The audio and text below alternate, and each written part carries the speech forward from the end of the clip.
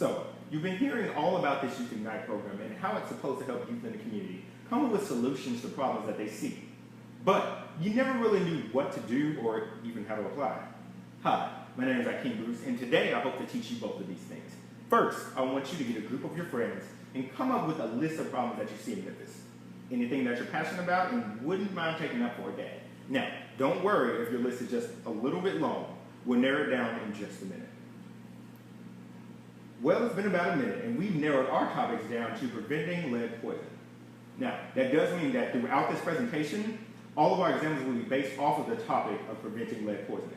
Now, lead poison is present in things from the paint we use on our walls to the soil we plant our food in. And unfortunately, it is attractive to kids because lead paint chips are actually sweet. So kids will often eat these and develop many health problems, such as IQ problems and sometimes even death.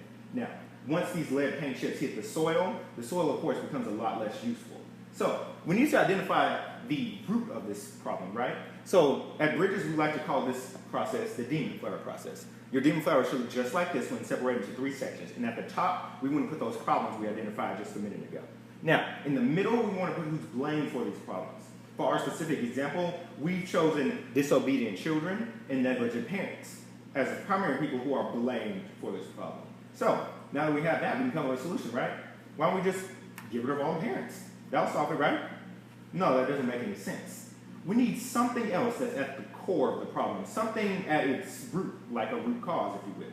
So, for our specific example, we've chosen government policies because government policies could be made a lot more strict to allow for more regulations on lead poisoning, and ignorance because a lot of the time, people don't actually know that this is happening in the community.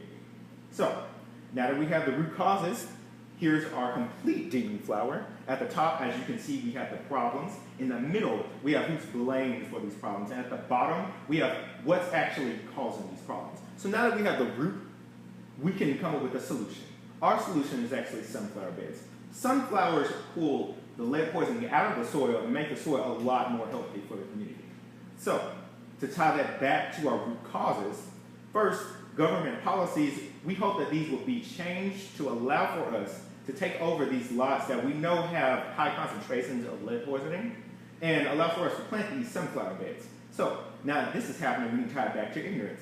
If I saw all these things happen in my community, I want to know what's going on, wouldn't you? We hope to manipulate this curiosity to allow for us to spread the word through word of mouth and pamphlets and have these issues addressed in our facilities as well. So, now that we've addressed how this solution can be applied to our root causes, we can start applying. We want you to apply at bridgesusa.org. That's bridgesusa.org. And yes, that is me in the picture. Now, the application deadline is actually December 1st, so we want you to apply very quickly as possible. Now, you signed up.